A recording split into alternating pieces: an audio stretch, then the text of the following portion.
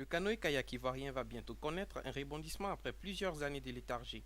C'est le constat qui se dégage après l'entretien entre la délégation conduite par M. Michel Doutre, expert en développement de l'aviron, et le ministre Alain Lobognon.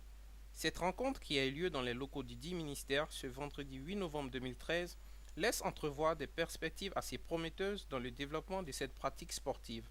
Détection d'espaces fluviaux et de jeunes amoureux du canoë-kayak, suivi d'une formation des formateurs et des futurs athlètes, ont été les principaux points d'achoppement de la rencontre.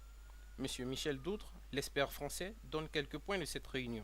Alors Michel Doutre, je suis expert de la FISA pour le développement de l'aviron dans les pays africains francophones. Et là, je suis envoyé par la Fédération internationale pour travailler avec la Fédération ivoirienne de pirogue, d'aviron et de canoë-kayak pour les années à venir. Alors, quel est le but de ma mission?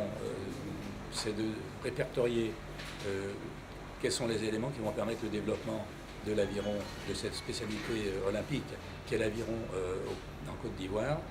Alors aussi bien sur le plan des infrastructures, c'est-à-dire trouver des lieux de pratique, des lieux d'entraînement, et aussi voir quelles sont les meilleures possibilités que l'on peut avoir pour trouver des athlètes et former des athlètes de haut niveau. Bien entendu, cela passe d'abord par ce que je vous disais tout à l'heure, donc de chercher des lieux de pratique intéressants, mais aussi de former des cadres pour cette fédération d'aviron.